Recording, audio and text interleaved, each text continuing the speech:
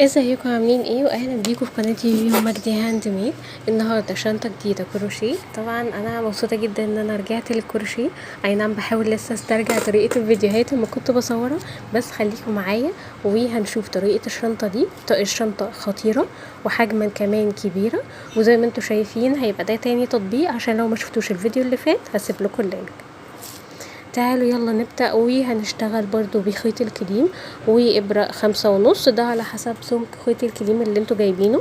الكريم اللي انا جايباه هو خيط رفيع.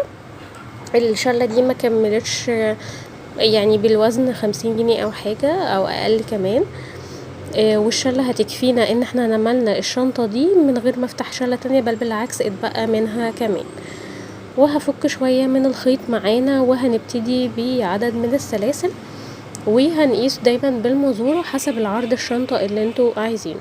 انا اشتغلت من تحت بعرض 20 سلسلة، وطبعا يختلف طولهم بالسنتي من حد للتاني.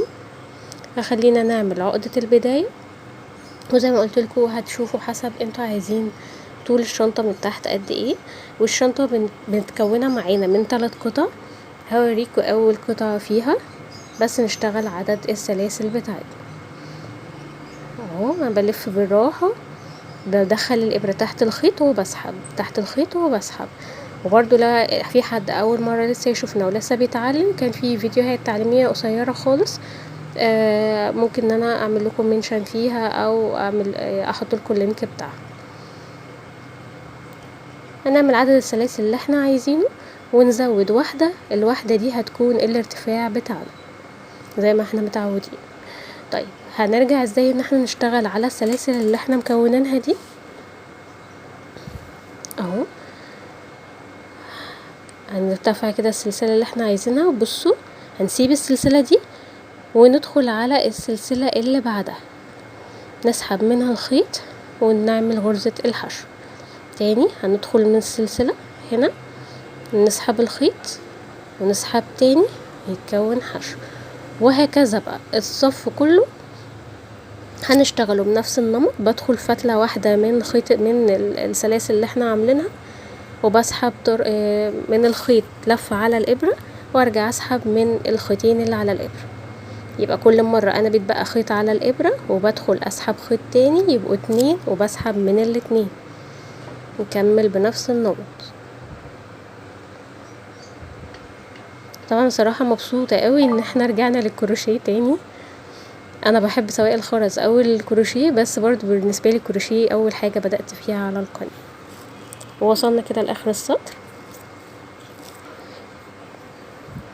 اهو، عملنا لحد اخر سلسله بالظبط. طيب المره دي هيفرق ايه الفيديو عن الفيديو اللي فات؟ ان انا مش هلف حوالين السلسله اللي تحت، لا انا هرتفع على طول في نفس مكاني هنا.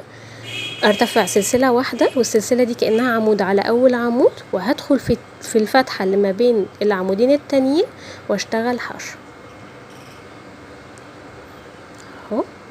هعمل ايه بعد كده؟ من وسط العمودين اللي بعدهم واعمل حشو، وسط العمودين اللي بعدهم واعمل حشو اهو. بصوا تلاقي ما بين العمودين فتحة، بدخل فيها اسحب الخيط واسحب تاني، يبقى حشو.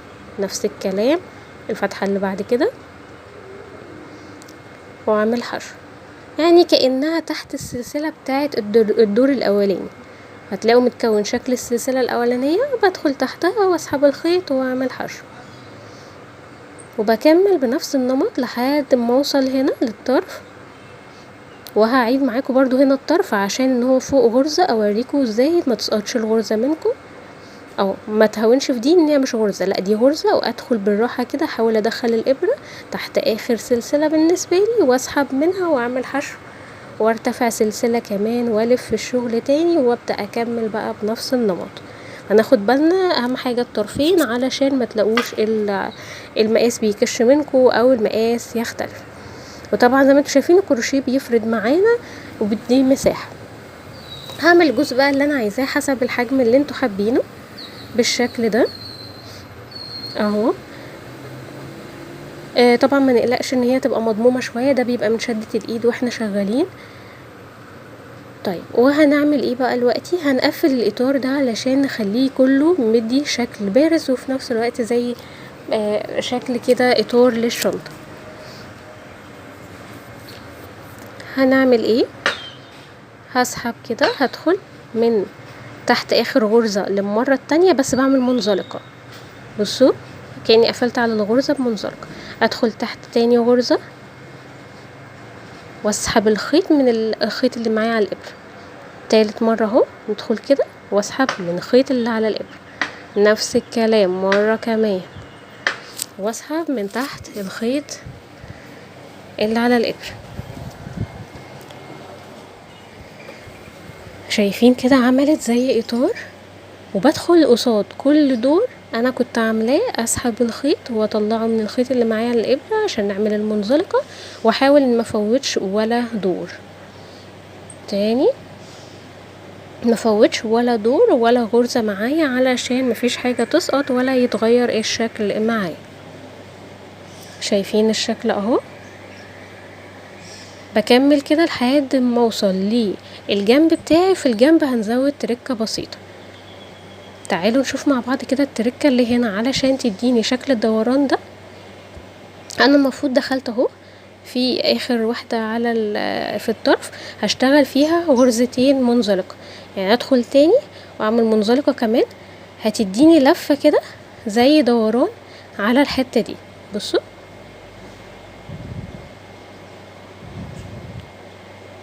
هتبان لما ادخل تحت اول بقى غرزة في الناحية التانية الجنب التاني، ودي كمان واحدة اهي، واسحب. هتلاقوا اتكون معايا ايه دوران عند المربع ده،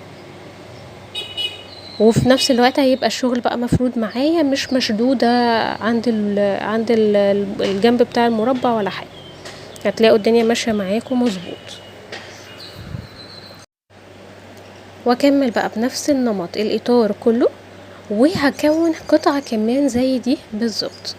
بس قبل ما هوريكم القطعة التانية هقفل معاكم الطرف كمان. لما بنوصل عند الطرف هنا بعمل غرزة منزلقة تانية، بس في اول واحدة انا كنت عملتها منزلقة في الجنب الاولاني، وبعد كده بسحب الخيط من هنا منزلقة واقص الخيط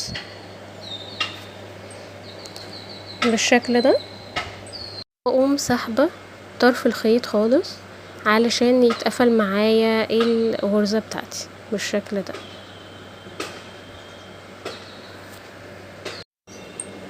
كده تكون معايا قطعة كاملة خلاص، اقدر بقى ان انا استخدمها في اي حاجة زي ما انا عايزة. وكونت قطعة كمان قدها بالظبط من حيث الطول والعرض والبرواز وكل حاجة، علشان نشتغل بقى عليها بالقياس كده. هنشتغل جنب الشنطة، والجنب هنعمله طويل معانا بالمرة علشان يكون اليد بتاعتنا.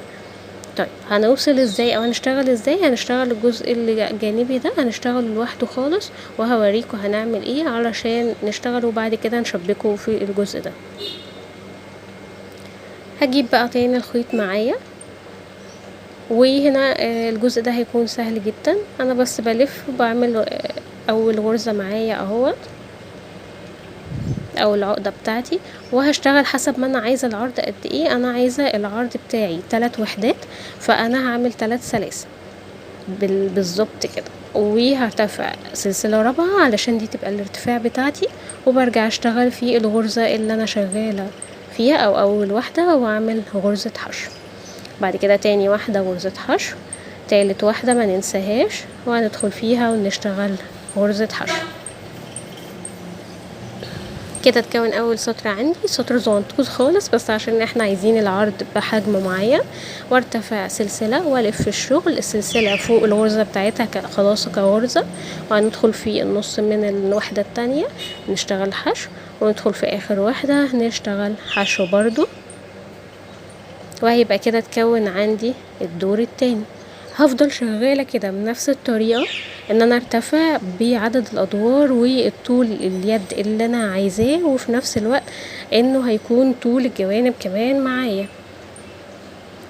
فهفضل شغالة بنفس الطريقة دي بالظبط، وبكمل بنفس النمط وبرتفع تاني وهكذا لحد ما اعمل بقى الطول اللي انا عايزاه. وبرضو عشان عايزين الجوانب تبقى بنفس فكرة ما احنا عاملين القطع الاساسية بتاعتنا عايزينها تبقى شكل بنفس الاطارات،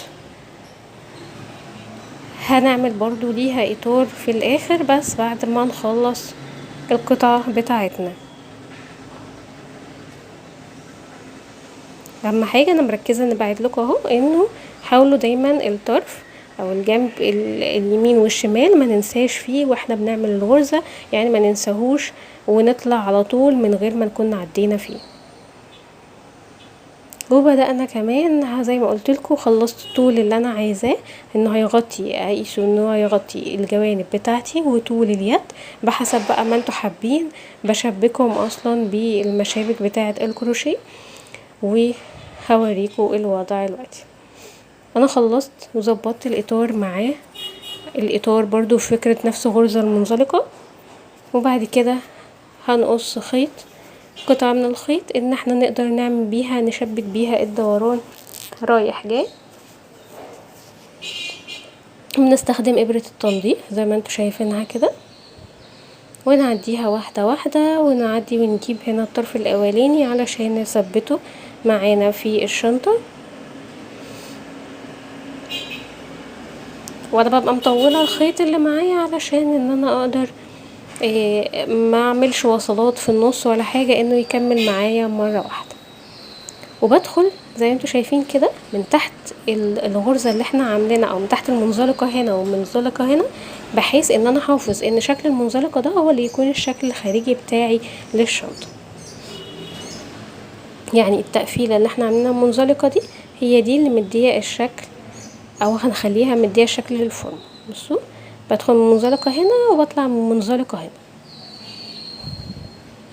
بدخل من جهة واطلع من الجهة التانية، بحيث ان حتى كمان التخيطة بتاعة الجزء ده ما تلاقوهاش باينة. اللي هيشوف مش هيبقى فاهم قوي هي متشبكة منين اصلا، مش هتبقى باينة، خاصة كمان ان الخيط يعتبر متداخل في الالوان او منقوش، فمش هتبقى باينة خالص.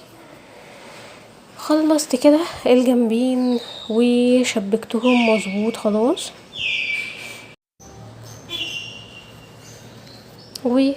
كل اللي باقي عندنا ان انا اقفل الدراع او الجزء اللي انا مبقياه او مزوداه انه لليد بتاعتي. هشبكه هنا برضو بإبرة التنظيف والخيط، ان انا هروح ما بين الغرزة والتانية، ونقدر نعمل في الجنب التاني غرز كده على الهوا برضو علشان تدي نفس الشكل. هوريها لكم اهو سريعا. معلش بقى صوت التصوير والكلام ده للاسف مش عارفه اظبط وقت ان يكون في الدنيا اهدى قوي، بس بحاول قدر الامكان. وبنكمل بنفس الطريقه، بندخل من هنا السلسله هنا والسلسله اللي قصادها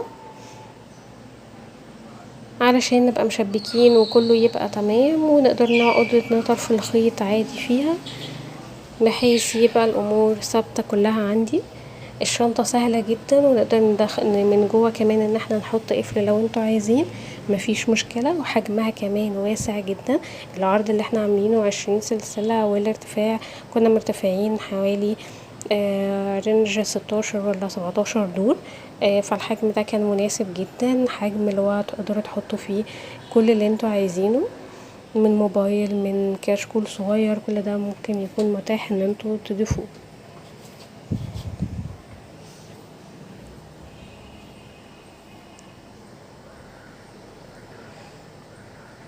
كل الموضوع ان احنا هنا هنروح ونيجي بالخيط لحد ما نقفل الجزء ده خالص اهو زي ما انتوا شايفين كده. حاول بس ان انا هنا هحاول اثبت بقى الخيط بان انا اعمله زي عقدة كده، ان انا هدخل هنا في الجنب خالص عشان ما يبقاش باين ان في فروق في الحتة دي. ندخل ابرة تنظيف من هنا، نديها واحدة واحدة لان هنا طبعا غرزة فهتبقى تقيلة شوية اهو. انا عكستها خالص وبرجع الابرة ادخلها من ما بين الخيط علشان تقعد معايا اهو. يعني عديتها وعديت الابرة من الخيط بحيث تعمل هنا زي عقدة معايا كده من الجنب ده. ونفس الكلام ده ان احنا ممكن نعمل سلاسل في الجنب التاني عشان لو عايزين نفس التقفيل. وبإبرة التنظيف همشي بقى الخيط اللي باقي في الغرز اللي موجودة عندي، وبنفس الحال هعمل ده لكل طروف الخيط اللي كانت موجودة معانا. وزي ما انتوا شايفين كده حجم الشنطة كبيرة نضيفة، كده كده شغلها سهل من الأول، نقدر نعملها بأي لون خيط، عملية جدا تناسب كبار وصغار، والحجم كمان هيدي وسع معاكم. عموما كل الشنط اللي هي الخيوط بتكون بوسع ومساحة داخلية، وكمان نقدر نطول اليد لو حد عايزها نكروس، ونقدر ان احنا نضيف لها قفل. وبكده يبقى اتمنى ان انتوا تكون الكلام يفادكم، واتمنى ان تكون سهلة عليكم وتقدروا تنفذوها. وده شكلها هتلاقوه على القناة عندي وعلى البيج الانستجرام. ما تنسوش دعمكم لينا ولايك للفيديو لو عجبكم وشير، واستنى كومنتاتكم وتعليقاتكم.